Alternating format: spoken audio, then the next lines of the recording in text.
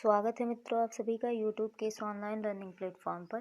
DElEd third semester की classes कर रहे थे हम लोग, जिसमें शैक्षिक मूल्यांकन की लास्ट क्लास में हम लोग क्रियात्मक शोध यानी एक्शन रिसर्च के बारे में अच्छे से डिटेल में देख लिए थे। उसके क्षेत्र, उसके विधियाँ और उसके चरण देख लिए थे क्रियात्मक शोध के। आज हमने एक नया टॉपिक देखना है, शैक्षिक नवाचार। ये हमारा पेपर 1 का अंतिम टॉपिक है। इसके बाद हमारा पेपर 1 कंप्लीट हो जाएगा, जिसका प्लेलिस्ट में सारे वीडियोस के लिंक एक साथ दे दी जाएगी। तो चलिए शुरू करते हैं। शैक्षिक नवाचार या शिक्षा में नवाचार का अर्थ है। नवाचार अंग्रेजी भाषा के इनोवेशन शब्द का हिंदी रूपांतरण है, यानी हमारा इंग्लिश इसका मतलब होता है एजुकेशनल इनोवेशन। इनोवेशन शब्द का हिंदी रूपांतरण है हमारा नवाचार, जिसका अर्थ है नई रीति या नए विचार का प्रचलन या नवनिर्माण। यानी इनोवेशन का मतलब है नई रीति, नए विचार का प्रचलन या नवनिर्माण। नवाचार दो पदों के संयोग से बना है, नव प्लस आचार। नव शब्द का मतलब है नवीनता, नव का मतलब नवीनता, और आचार का मतलब होता है आचरण या व्यवहार या परिवर्तन। यानी जो भी नए परिवर्तन हो रहे हों, नए विचार, नए आचरण आ रहे हों, वही हमारा नवाचार कहलाता है। नवाचार ऐसा परिवर्तन है जो पूर्व स्थापित विधियों, कार्यक्रमों, वस्तुओं और परंपराओं में नवीनता का समावेश दृढ़ इच्छा शक्ति से करे। यानी नई विधियाँ लेकर आए, नए कार्यक्रम, नए प्रोग्राम्स, नई परंपराएं, सब कुछ लेकर आए। ऐसा जो नई नई चीज़ें लेकर आए, वही हमारा नवाचार या परिवर्तन कहलाता है। एक ऐसा परिवर्तन है जो नई नई चीज़ों को किसी भी क्षेत्र में लेकर आए, फिर चाहे वो शिक्षा का क्षेत्र हो या फिर कोई अन्य क्षेत्र हो, तो वो हमारा नवाचार कहलाता है। अब शिक्षा में नवाचार का क्या मतलब होता है? शिक्षा में नवाचार का अभिप्राय स्थापित शिक्षा प्रणाली में नए व्यवहार अर्थात नवीन विधियों एवं रीतियों का समावेश करना है। यानी जब हम शिक्षा में नई नई विधियों का, नए नए मतलब क्रियाकलापों का, नई नई चीज़ों का मतलब एक प्रयोग करते हैं, तो वो हमारा शिक्षा में नवाचार हो जाता है। अब इसकी कुछ परिभाषाएं दी हैं कुछ मनोवैज्ञानिकों ने, जिसमें पहला है ई.एम. रोजर्स के अनुसार। इन्होंने क्या कहा कि नवाचार एक ऐसा विचार है जिसकी प्रतीति व्यक्ति नवीन विचार के रूप में करे। यानी एक ऐसा विचार है जिसका मतलब प्रयोग, जिसका यूज़ एक नवीन विचार के रूप में कोई भी व्यक्ति करे, तो वही हमारा नवाचार कहलाता है। अब एच.एस. भोला ने क्या कहा?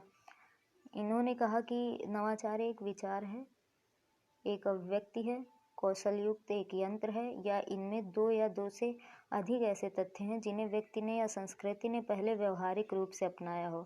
यानी इन्होंने क्या कहा कि एक ऐसा अभिव्यक्ति है, कौशल युक्त यंत्र है, या फिर कह सकते हैं कि कुछ ऐसे इसमें एक दो विचार हैं जो पहले किसी व्यवहारिक रूप में अपनाए गए हों, अब उसको एक नया रूप प्रदान करके उसको फिर से नवाचार उसका किया गया हो, मतलब उसमें कुछ परिवर्तन किए गए हों जो उपयोगी हों, तो वो हमारा नवाचार कहलाता है।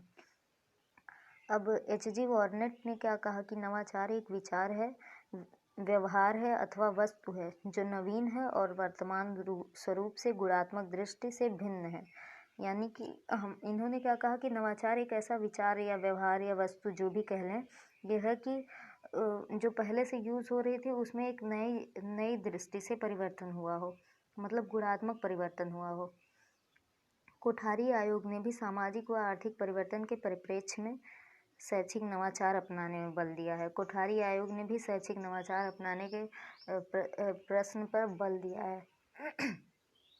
अब हमारे शैक्षिक नवाचार के क्षेत्र हैं, यही इम्पोर्टेंट है इस पूरे टॉपिक में। शैक्षिक नवाचार का पहला क्षेत्र है मूल्यांकन। मूल्यांकन के क्षेत्र में अब पारंपरिक अर्धवार्षिक वार्षिक परीक्षाओं के स्थान पर सतत एवं व्यापक मूल्यांकन का प्रयोग होने लगा है। परीक्षा में पूछे जाने वाले प्रश्नों के स्वरूप में भी सुखद परिवर्तन हुए हैं। इसमें कुछ समझाने वाला टॉपिक तो है नहीं, सब सीधे सीधे लिखा है।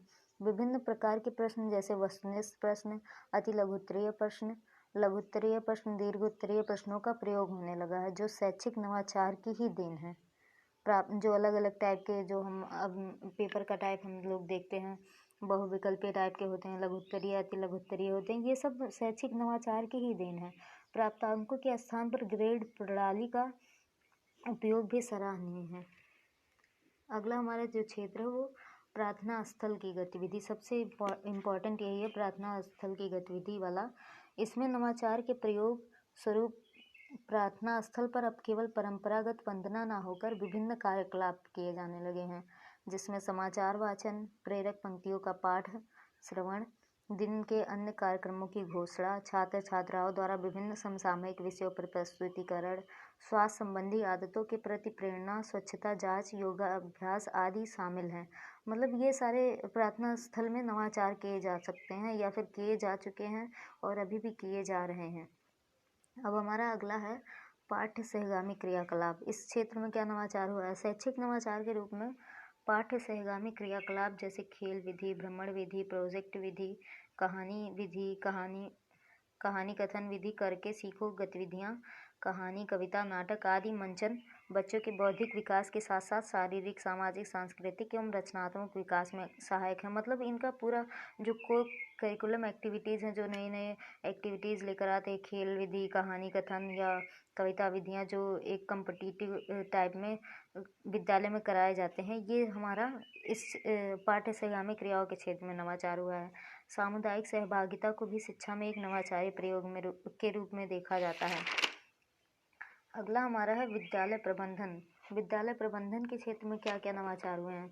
इसमें हमारा विद्यालय प्रबंधन में अब प्रधानाचार्य का एकल दायित्व न होकर सभी शिक्षकों के साथ साथ ग्राम शिक्षा समिति तथा समुदाय के अन्य लोगों द्वारा सहयोग लिया जाने लगा है। मतलब पहले केवल प्रधानाचार्य जो भी करना है सब प्रधानाचार्य ही करेंगे। अब सारे शिक्षकों का और जो शिक्षक समूह शिक्षा समितियां बनी होती हैं समुदाय के अन्य लोग, माता पिता, शिक्षकों, छात्रों के, इन सब का आपसी सहयोग के से विद्यालय प्रबंधन चलता है, जिसे विकेंद्रीकरण के रूप में एक नवाचारी प्रयोग समझा जा सकता है, जो स्थानीय आवश्यकताओं के अनुरूप विद्यालय प्रबंधन में बेहतर योगदान दे सकते हैं। अगला हमारा है विषयगत कक्षा शिक्षण में समसामयिक दृष्टांत। यानी हमारे कक्षा शिक्षण में जो क्रियाकलाप होते हैं उसमें क्या नवाचार हुए हैं? कक्षा में शिक्षक संबंधित विषय वस्तु को सीधे न पढ़ाकर उसे छात्रों के जीवन से जोड़ते हुए समसामयिक दृष्टांतों एवं उदाहरणों का प्रयोग कर सकते हैं, जिससे उनका अधिगम स्थायी रूप से होता है। यानी कि जैसे पहले टीचर आते थे ऐसे बोल के चले जाते थे, लेकिन अब क्या होता है नवाचार इसमें क्या होता है कि छात्रों को मतलब उनके आसपास के समाज से, उनके इन्वायरमेंट से रिलेट करके बताते हैं, जिससे अधिगम स्थायी हो जाता है। कक्षा में विभिन्न नवाचारी प्रयोग शिक्षण अधिगम को रोचक और प्रभावशाली बनाने में सहायक हैं।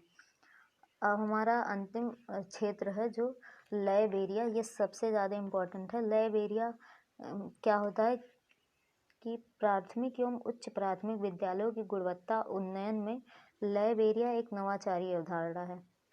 लय बेरिया एक ऐसा परिक्षेत्र है जिसके अंतर्गत लगभग 10 से 12 विद्यालयों की जिम्मेदारी एक अकादमिक व्यक्ति को सौंपी जाती है। यानी 10 से 12 लोगों का एक समूह होता है, जिसमें से एक मेन होता है, वह अकादमिक व्यक्ति होता है। वह अकादमिक व्यक्ति जिला शिक्षण एवं प्रशिक्षण संस्थान का प्रवक्ता अथवा अन्य अधिकारी होता है, जिसे मेंटर के नाम से जाना जाता है। अब ये मेंटर का क्या काम होता है? मेंटर्स को महीने में 1 या 2 बार अपने लय बेरिया के विद्यालयों का भ्रमण करना होता है। यानी एक ऐसे 10 विद्यालयों का समूह बनाया जाता है और उसमें एक मेंटर रखा जाता है, जो कि डाइट का मेंटर होता है, डाइट से रिलेटेड होता है, जो कि क्या करता है कि महीने में 1-2 बार आकर अपने उसके लय एरिया में जितने भी विद्यालय आ रहे हैं उन विद्यालयों का भ्रमण करना होता है। भ्रमण के दौरान कक्ष संचालन की गतिविधियों का सुधारात्मक अवलोकन महत्वपूर्ण सुझाव के साथ करना होता है। मतलब अगर कोई उनको सुधार करना है तो उसके बारे में मतलब विद्यालय को बताएं और उन सुझावों के साथ और अगर कोई गलती हो रही है तो उसके बारे में समझाएं और नए नए सुधार के उपाय भी बताएं, जिससे शिक्षण अधिगम तथा संप्राप्ति में आने वाली कठिनाइयों का समुचित निवारण किया जा सके। तो ये हमारा लय बेरिया हो जाता है। अब नवाचार की आवश्यकता या महत्व क्या क्या होते हैं, क्यों ज़रूरी है भाई हमारा नवाचार करना? पहला पॉइंट है इसमें शिक्षा में गुणात्मक सुधार एवं मात्रात्मक प्रसार के लिए। मतलब शिक्षा की गुणवत्ता को बढ़ाने के लिए और उसके प्रचार प्रसार के लिए नवाचार की आवश्यकता होती है। सामाजिक आवश्यकताओं एवं अपेक्षाओं की पूर्ति के लिए, वैज्ञानिक एवं तकनीकी ज्ञान के प्रसार के लिए, मतलब नए नए वैज्ञानिक टेक्निक्स को यूज़ करके शिक्षा में और उसके प्रचार प्रसार के लिए भी यूज़ किया जाता है। रोजगार के नए अवसर सृजित करने के लिए, मानव संसाधन विकास के लिए।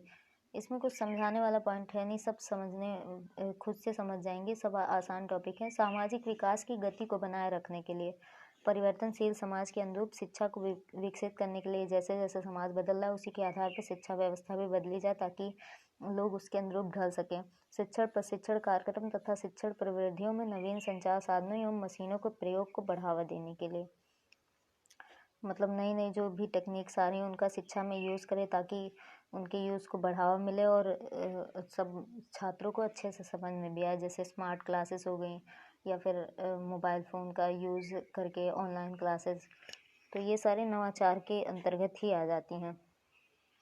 आज हमारा पेपर 1 यहीं पे समाप्त होता है और बाकी कक्षाएं आप लोग, पेपर 2 भी 1-2 क्लासेस बची हैं, वो भी कुछ दिन में समाप्त हो जाएगा। तो आज के लिए बस इतना ही, धन्यवाद।